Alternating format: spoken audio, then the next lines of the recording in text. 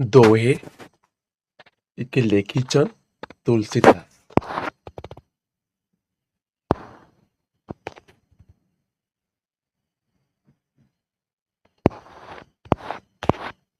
আজি তার প্রশ্নোত্তর।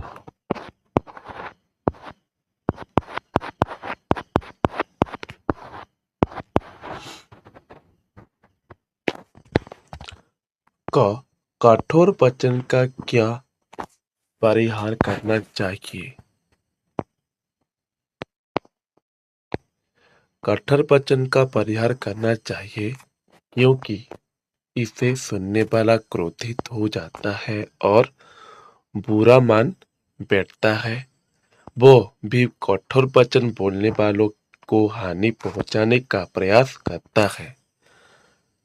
कठोर वचन से श्रोता और वक्ता दोनों को दुख होता है, दोनों की हानि होती है। मीठे वचन से क्या लाभ होता है। मीठे वचन चारों ओर सुख उत्पन्न करते हैं। ये तो शत्रु के लिए वशीकरण का मंत्र है, अर्थात वचन सुनकर शत्रु भी शत्रुता भूलकर मित्र बन जाते हैं और अपने बस में आ जाते हैं।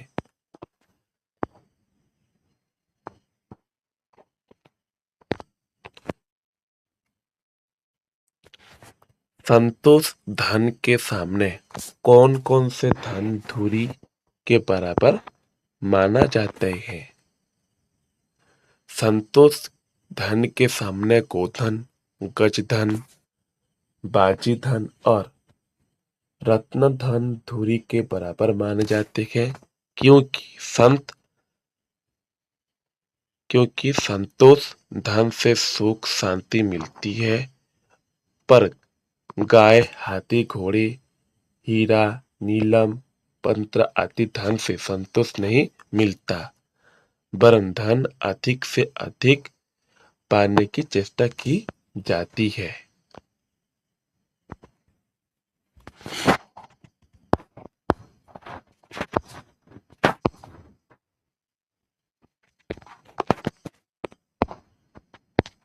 रोष या गुस्से से क्या के समय क्या नहीं खोलना चाहिए और क्यों।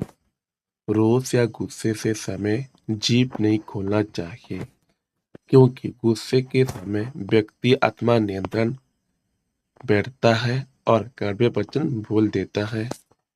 कड़वे वचन को सुनने वाला बुरा मान जाता है और शत्रु हो जाता है। बोलने वाला भी दुखी होता है।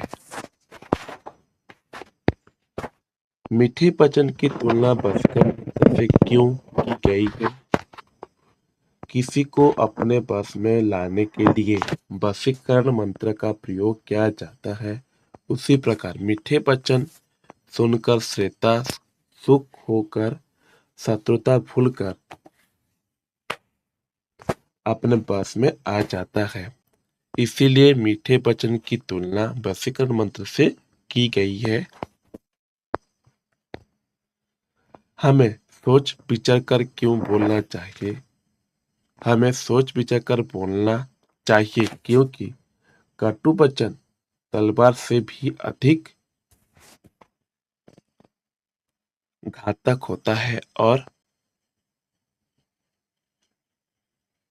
वचन सुनने में अच्छा लगता है और इसी का नतीजा भी बहुत हितकर होता है। इसीलिए हमें मधुर वचन बोलना चाहिए।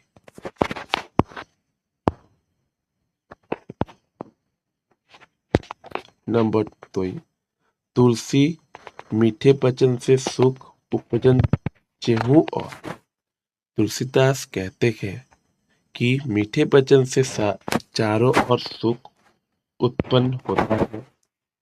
इसे सुनने वाला खुश होता है और वक्त स्वयं भी खुश होता है। सुनने वालों के मन से शत्रुता मिट जाती है। शत्रु अपने बस में आ जाता है। इसीलिए तुलसीदास मीठे वचन बोलने का परामर्श देते हैं। जब आवे संतोष धन, सावधान दूरी समान। कवि तुलसीदास कहते हैं कि संसार में लोग गोधन, गजन, बाजी धन और रत्न धन को बड़ा धन मानते हैं, जो व्यक्ति को वास्तव खुद शांति नहीं दे सकते। जब व्यक्ति अपने पास जो भी होता है उससे संतोष कर लेता है, तब उसे सुख शांति मिल जाती है। अंततः संतोष धन के सामने अन्य धन तुच्छ है, धूल के बराबर है। रोष न रसना खोलिए, बरु खोलियो ओ तलवार। कवि तुलसीदास कहते हैं कि क्रोध में आकर अगर जीभ खोलने से व्यक्ति ही बोलता है, जो वक्ता को तथा श्रोता को बहुवचन नुकसान पहुंचता है। तलवार और रसना की तुलना करके कवि कहते हैं कि दोनों में से एक को चलना है तो वरन पर चलाए, क्योंकि तलवार चलने से शरीर पर घाव होता है, पर कड़वी बातें का प्रहार सीधे है और मन पर होता है। 3 नंबर, किससे चारों ओर सुख उपजत होता है? मीठे वचन से। वशीकरण का मंत्र क्या है? वशीकरण का मंत्र द्वारा दूसरे और अपने वश में कर लिया जाता है। हमें क्या परिहार करना या छोड़ना चाहिए? हमें कठोर वचन परिहार करना चाहिए। कवि ने संतोष की तुलना किससे की गई है? कवि ने संतोष की तुलना गाय, हाथी, घोड़े, रत्न से की गई है।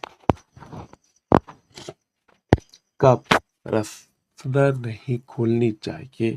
क्रोध के समय।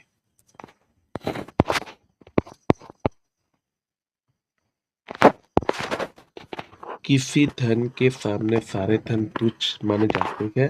संतोष धन के सामने, संतोष धन के सामने सब धन किसके सामने होते हैं? संतोष धन के सामने सब धन धूल के समान होते हैं। विचार करके वचन कहने से क्या होता है? विचार करके वचन कहने से आदमी मीठा वचन बोलता है, जो सुनने में मधुर लगता है और उसका परिणाम हितकर होता है। एबे असला भाषा ज्ञान। निर्मल लिखिए शब्दों को विपरीत शब्द लिखिए। मीठा, कड़वा, सुख, दुख, कठोर, कोमल, छोड़ना, पकड़ना, समान, असमान, खोलना, बांधना। निर्मल लिखिए शब्दों के समान अर्थ शब्द लिखिए। वचन, वाणी, सुख, आराम, मन का एक प्रिय अनुभव। कठोर, कठिन, उपजन, पैदा होना। गो, गाय, गज, हाथी, बाजी, घोड़ा। निर्मल लिखित शब्दों का प्रयोग करके सार्थक वाक्य बनाइए। वशीकरण, दूसरों को मित्र बनाने और बस में लाने के लिए मीठी बात वशीकरण मंत्र जैसी है। कठोर, कठोर वचन नहीं बोलना चाहिए। गोधन, हम गोधन को बड़ा धन मानते हैं। संतोष, मेरे पास जो भी है उससे मुझे संतोष मिलता है। तलवार, पहले तलवार से लड़ाई होती थी। नेक्स्ट 4 नंबर, निर्मल लिखिए शब्दों को शुद्ध रूप लिखिए। चाहूं और चारों ओर। वशीकरण, वशीकरण, धूरी धूल, तरबारी तलवार, तरबारी। परिणाम परिणाम, निम्नलिखित शब्दों के साथ करण कारक से चिन्ह का प्रयोग करके वाक्य बनाइए। वचन, मंत्र, धन, तलवार दीजिए। वचन, मीठे वचन से सब खुश होते हैं। मंत्र, वशीकरण मंत्र से शत्रु भी वशीभूत हो जाता है। धन, सिर्फ धन से सुख शांति नहीं मिल सकती। तलवार, पहले सैनिक तलवार से लड़ाई करते थे,